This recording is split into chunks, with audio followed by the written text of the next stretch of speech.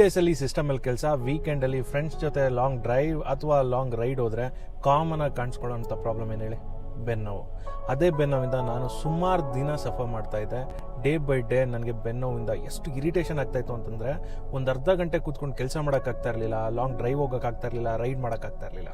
Back ಪೈನ್ನ ನಾವು ignore ಮಾಡಿದಷ್ಟು ಸಿಯಾಟಿಕಾಗೆ convert ಆಗೋ ಎಲ್ಲ ಚಾನ್ಸಸ್ಸು ಇರುತ್ತೆ.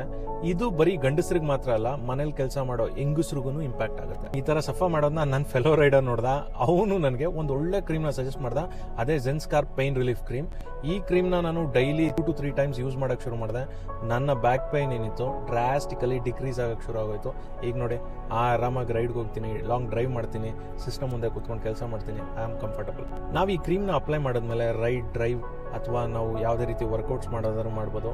ಸ್ವೆಟ್ ಆಗೋದ್ರಿಂದ ಸ್ಕಿನ್ ಇರಿಟೇಷನ್ ಆಗುತ್ತೆ ಅಥವಾ ಸ್ಕಿನ್ಗೆ ಇಂಪ್ಯಾಕ್ಟ್ ಆಗುತ್ತೆ ಅನ್ನೋ ಯಾವುದೇ ಭಯ ಬೇಕಾಗಿಲ್ಲ.